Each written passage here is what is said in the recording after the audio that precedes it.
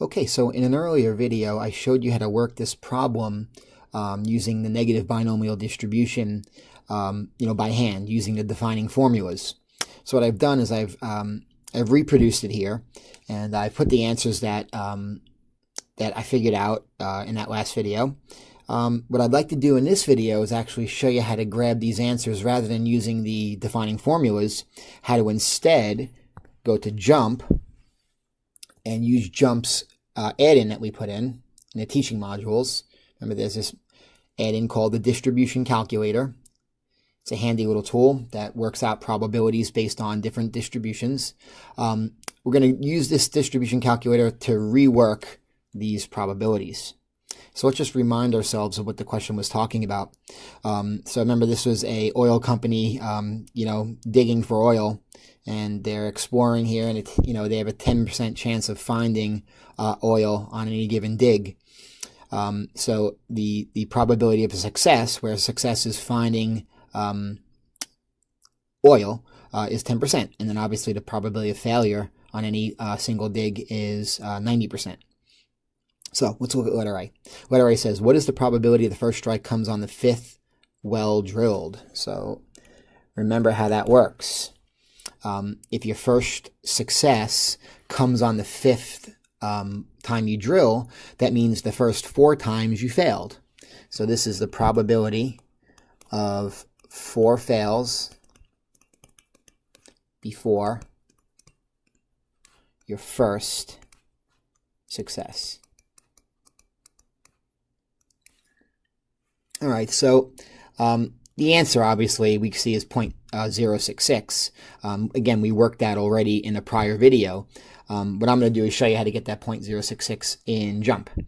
So in jump, if I look at the distribution calculator, the first thing I want to do after I bring this menu up is change the distribution to be negative binomial. And when you do that, obviously, you'll notice the distribution shape changes, the parameters change, and what have you. All right, so let's see. Probability of success. We got to populate these fields. That probability of success is 0.1. And for this first part, for letter A, the number of successes is 1. Now, remember, when the number of successes is exactly 1, this is a special case of the negative binomial distribution called geometric. Notice when you input those two parameters for the probability of success and number of successes, the shape of the distribution will change. All right, so how jump works is it wants, it refers to failures. So, when we go back to the question and look at it, remember it says the probability of 4 failures before the first success. In other words, 4 unsuccessful drills before you finally struck oil for the first time. So we need to give it an input value of 4. Now remember, so in the calculation section over here, down at the bottom, there's 4 little buttons you got to choose. The one for exactly is the 3rd button, and remember, it's a little confusing to use.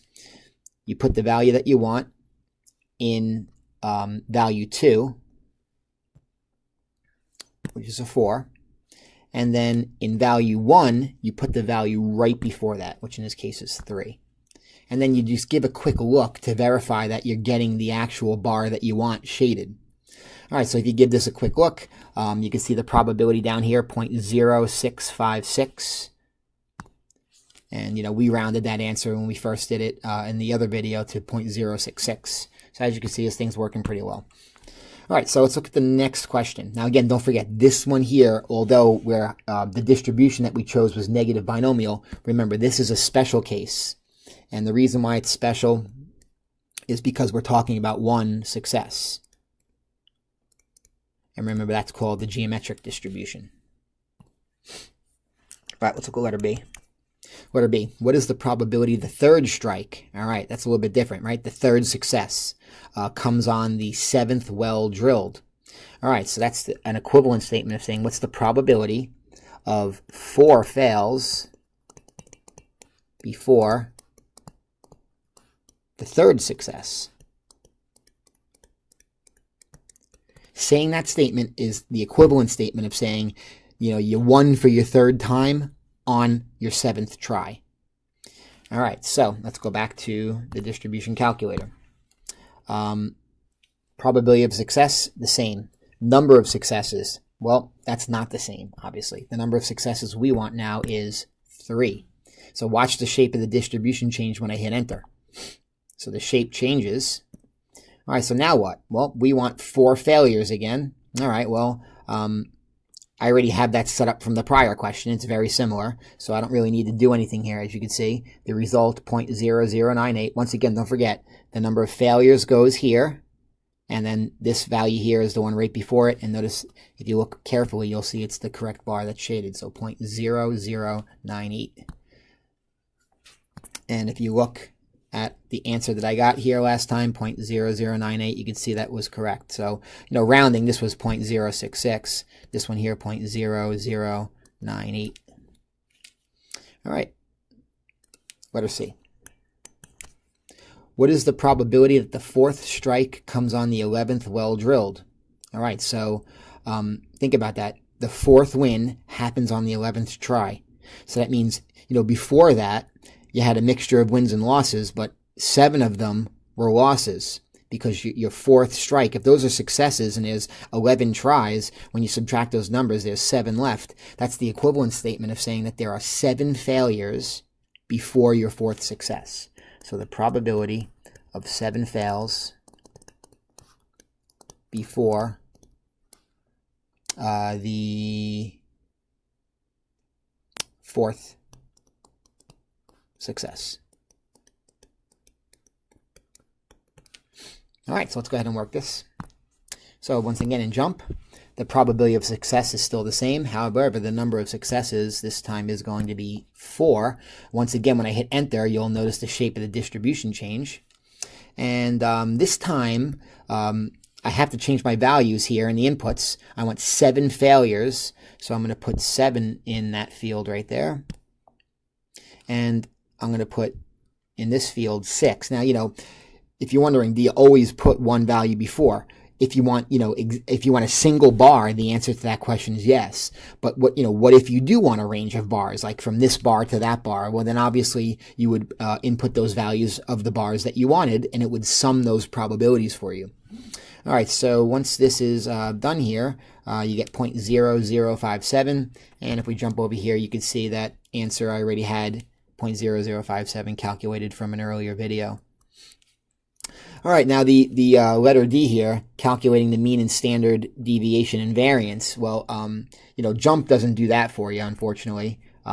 We could write an applet that would do it for us, but it doesn't actually crunch it in this menu. They didn't give us that option. So remember, for letter D, those are just defining formulas, and I believe the mean is just RQ over P for the negative binomial, and the variance, which we designate as sigma squared, is RQ over P squared. So if you just substitute those values in for R, Q, and P, then you'll be able to crunch those. And again, you could watch that prior video. It shows you exactly how you use the defining formulas to crunch that, because jump will not do that for you automatically. All right, so I hope this helps you out using the negative binomial calculator feature in jump.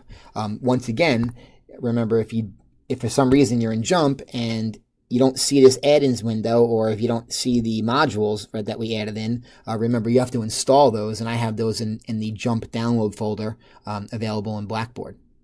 All right, thanks for watching, and let me know if you have any questions.